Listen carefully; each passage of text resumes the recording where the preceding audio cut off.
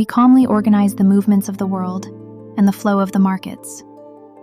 This is Moonvale Atelier's economic analysis. Everyone, there is a part of the US financial system that still looks relatively calm on the surface, but underneath it, risk may already be spreading.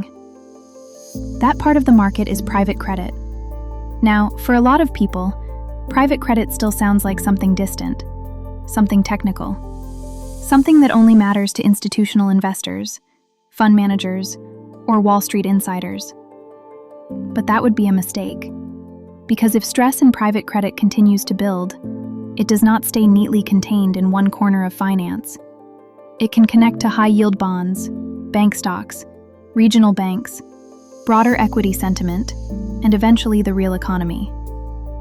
And what makes this story especially dangerous is that it does not look dramatic at first. This is not the kind of crisis that necessarily begins with one giant bankruptcy headline and instant panic. It can begin with something much quieter, something easier to dismiss. A few redemption limits here, some asset sales there, a little more caution from lenders, a few valuation questions that people would rather ignore. And if history teaches us anything, it is that financial stress often starts as a quiet inconsistency before it becomes an obvious crisis. So in this video, I want to answer one central question.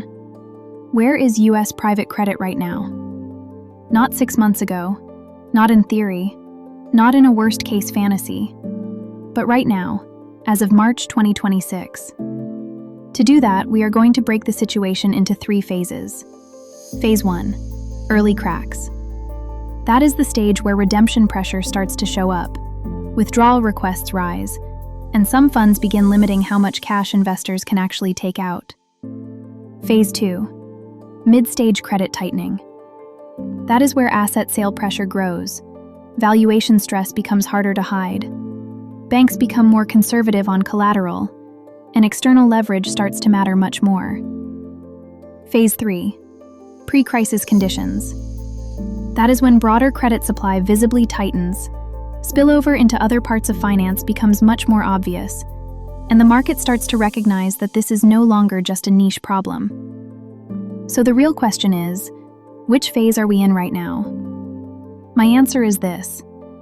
As of March 2026, private credit appears to have clearly moved through Phase 1 and is beginning to lean into the front edge of Phase 2. Now, that does not mean a full-blown systemic crisis has already arrived, and it does not mean we should casually declare this to be another 2008. But it also means this is no longer just a story about isolated stress or one-off investor nerves. The most important thing right now is to separate what is already visible in the data from what is still only emerging. Because if we do not do that, this turns into one of 2 bad narratives, either blind complacency or empty fear. So let us build this carefully. First, what is private credit? In simple terms, private credit is lending that happens outside the traditional public bond market and often outside the classic bank lending channel. Funds and alternative asset managers make loans directly to companies.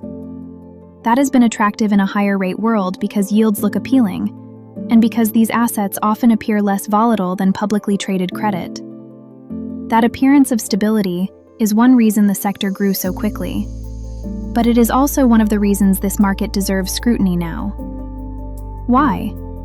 Because private credit does not reprice like publicly traded bonds every day.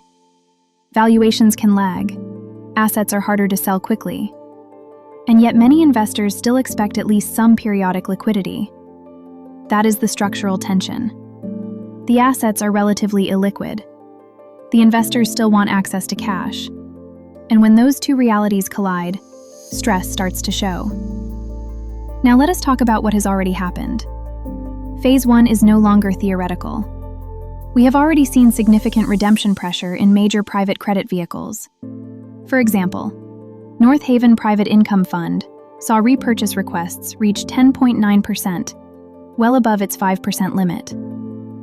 HPS Corporate Lending Fund saw requests of 9.3%, also above its 5% cap. That matters because it tells us something very simple and very important. A meaningful number of investors already want out. That is not speculation. That is not sentiment. That is behavior.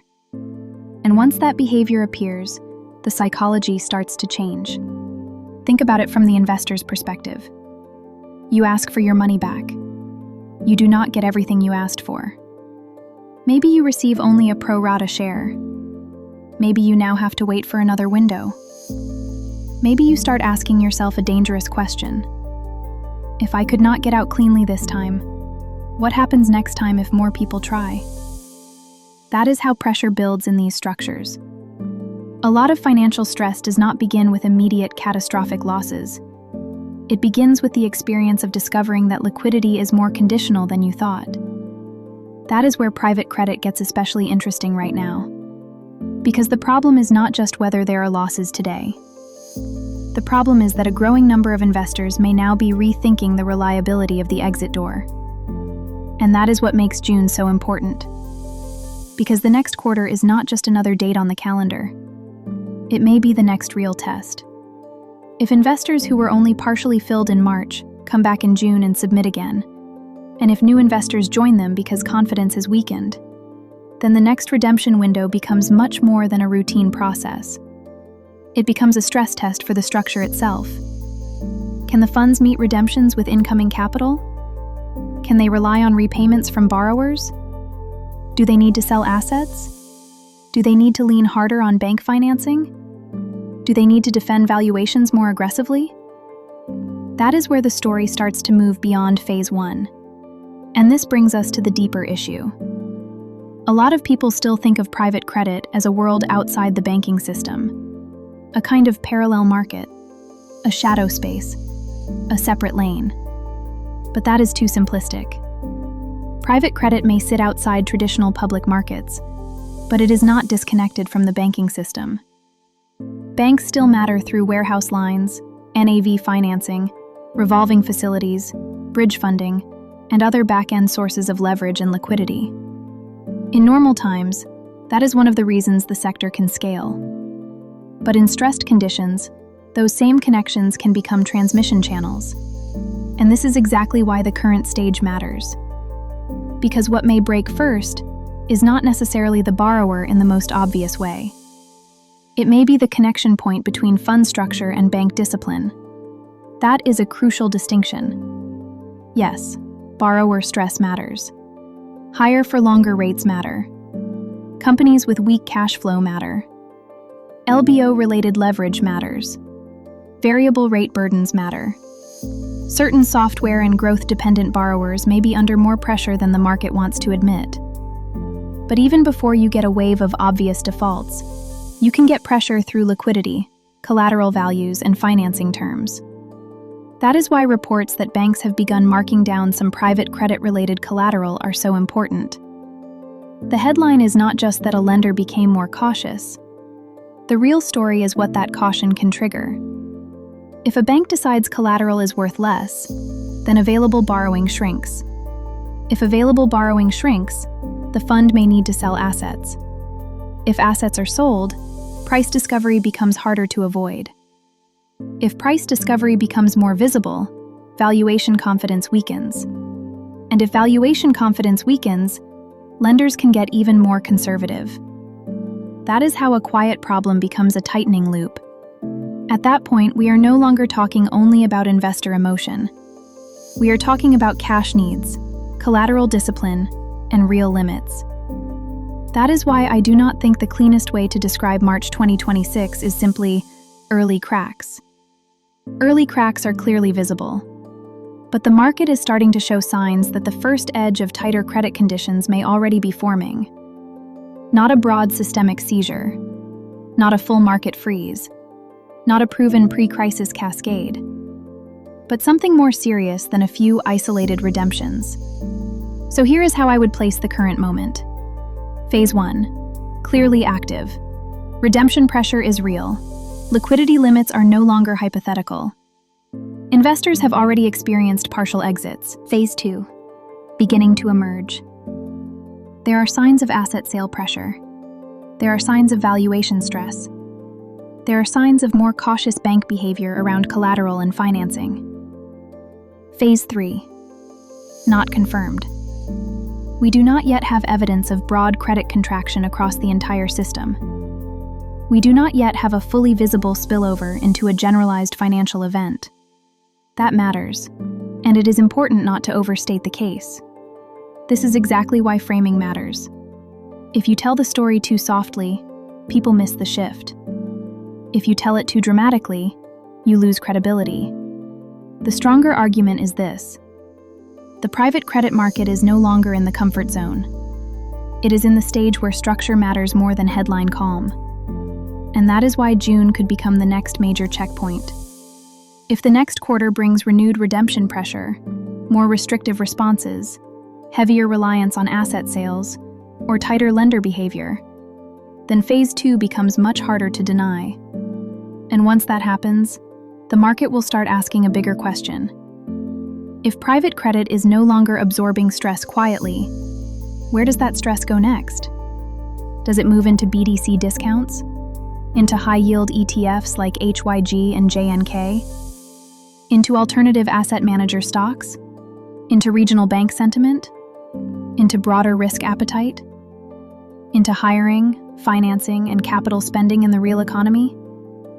Because at the end of the day, this is not just about whether a few private funds have a difficult quarter. It is about whether one of the fastest growing parts of U.S. credit was built on assumptions that become much harder to defend once more investors test liquidity and more lenders test collateral. And that is the real reason this topic matters. It matters because the system still looks stable enough for most people to ignore it. And those are often the moments when you need to look closer, not less. I think the best metaphor here is a water stain on a ceiling. At first, it looks small, maybe annoying but manageable, maybe even cosmetic. But the stain is not the real problem. The real problem is what has been spreading above the ceiling where you cannot easily see it. That is what private credit looks like right now. The visible stain is redemption pressure, partial liquidity, selected asset sales, valuation concerns, and more careful lender behavior.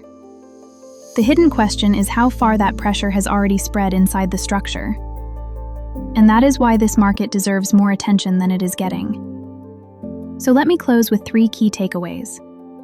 First, as of March 2026, U.S. private credit is clearly beyond the point where nothing is happening is a serious argument.